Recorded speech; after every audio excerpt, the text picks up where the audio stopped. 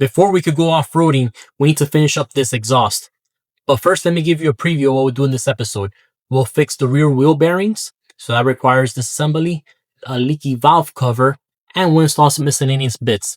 So let's finish up the exhaust so we can go off-roading and hear this bad boy for the first time.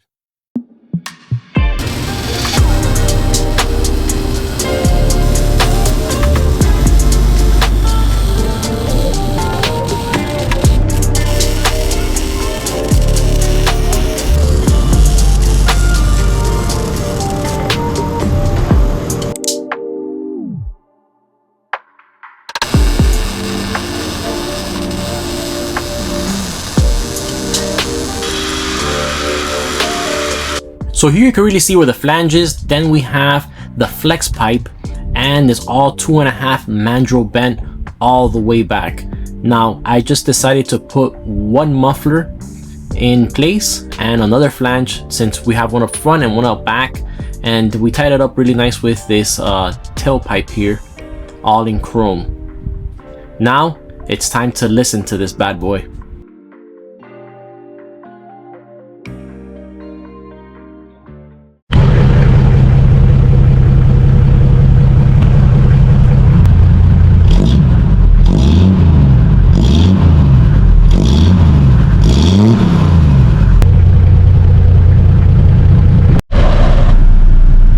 Slightly louder, but not by much. Zero.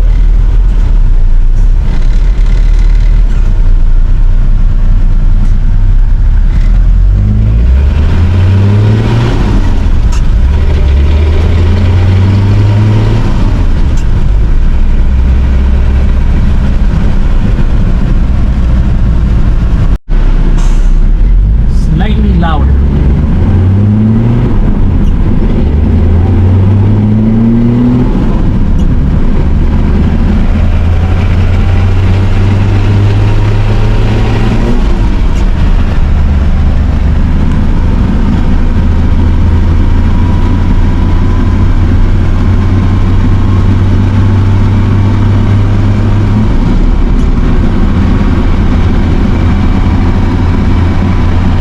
Next issue is the rear wheel bearings. As you can hear them, they're making a lot of noise.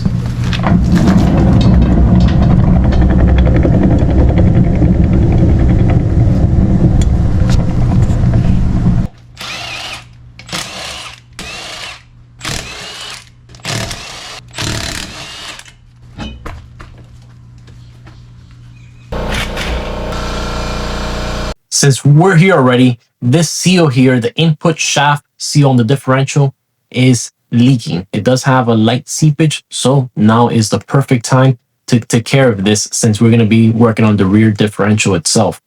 First thing I want to do is to make sure that I mark how this goes on, because it's balanced at a certain position. So I want to make sure I keep that, since I don't have any vibrations on my truck right now.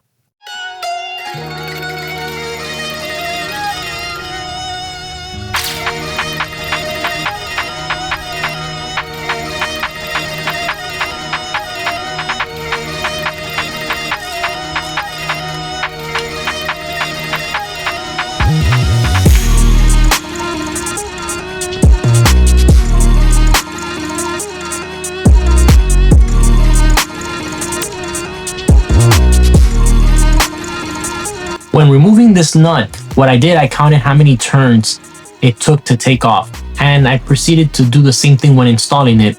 And when I did the torque spec, it was exactly in the same spot as if I had taken it off, so it worked out pretty well.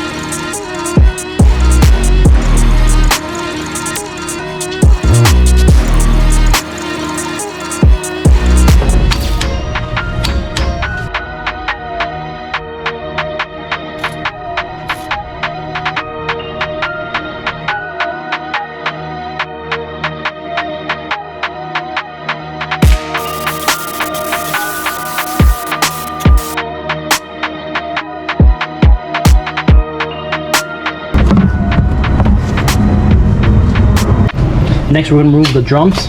To be able to take out the drums, you have 2 bolts here. You push them in, and the drum will come out.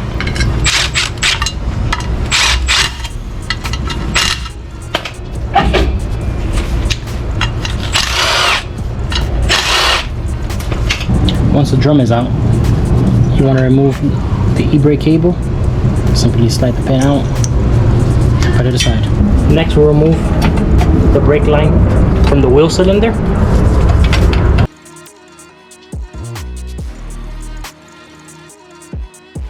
We have 4 bolts that we have to remove. They're 19s, and on the other side they're 17s.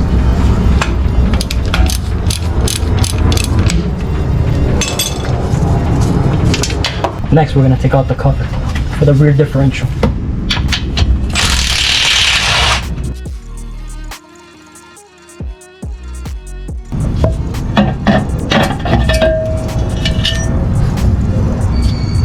Okay, what we want to accomplish next is to be able to take this C-pin out. And the way we're going to do that is to make sure that we have it facing this way to slide out. And we need to take out this lower bolt. Let's get to it.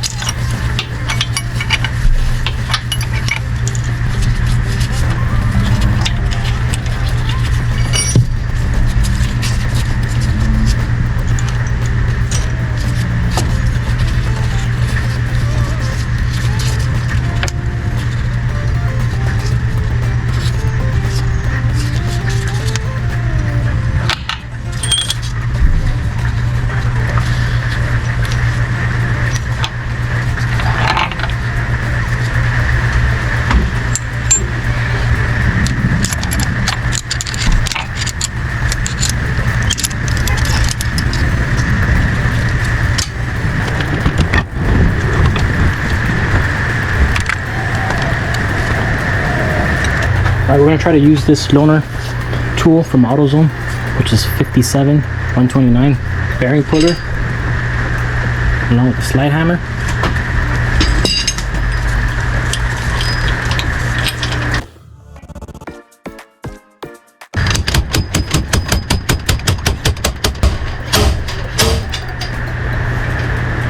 And worked perfectly.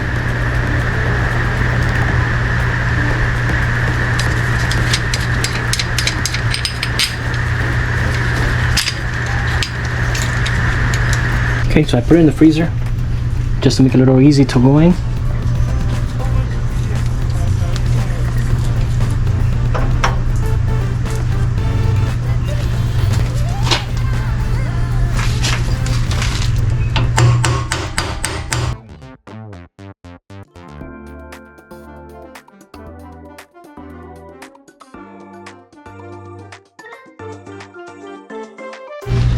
Next, we will put on the OEM seal.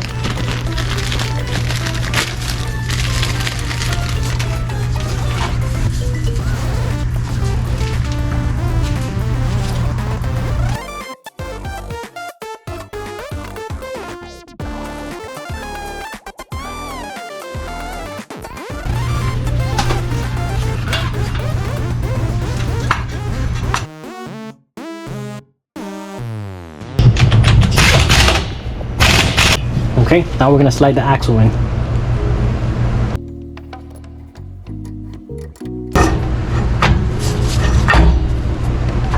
Okay, you can see here, it's going in right in there. Now we got to push it in though, all the way so we can put the locking pin.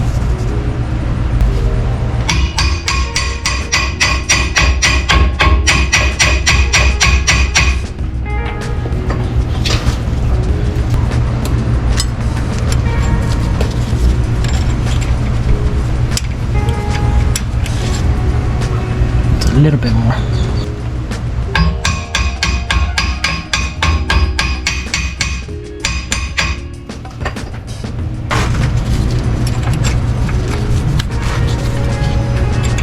There you go. That's just enough.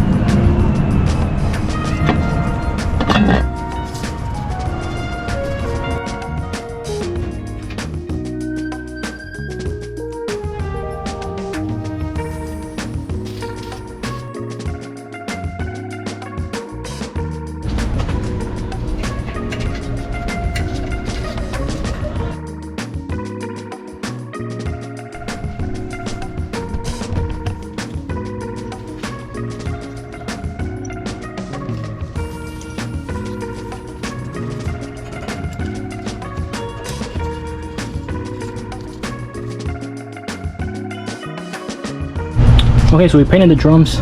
I tightened up the rear differential gasket that we put on there, the silicone. And I'm not gonna put any fluid since I have no urgency of driving the truck, and I'd rather let that sit overnight to completely dry, and I'll just fill it up after. I already bled the brakes one more time since I had to take off that one. And next, I have the valve cover gasket leaking, so we're gonna take care of that.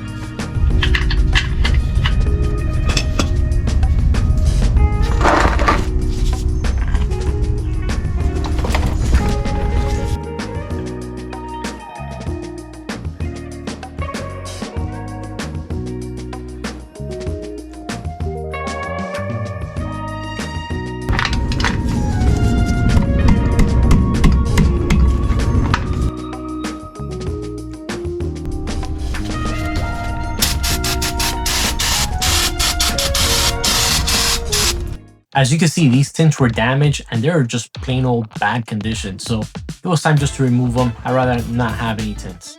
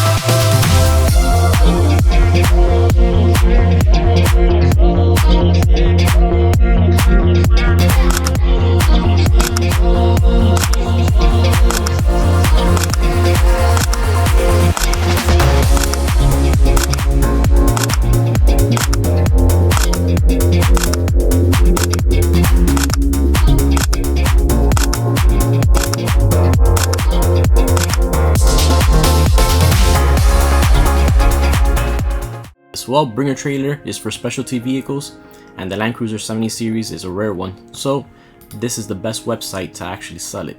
And I was able to sell my truck on Bringer Trailer, and it went with no reserve for $18,500. Now, when selling a vehicle on Bringer Trailer, you really want to make sure you look at every single comment and you're very attentive to every single person, because you really don't know who's going to be the person that's going to buy it. And again, you're going to be very thorough with any discrepancy the vehicle might have, any damages. This truck particularly was completely painted, and I made sure everything was listed correctly, and take a lot of pictures. People love to see pictures and videos.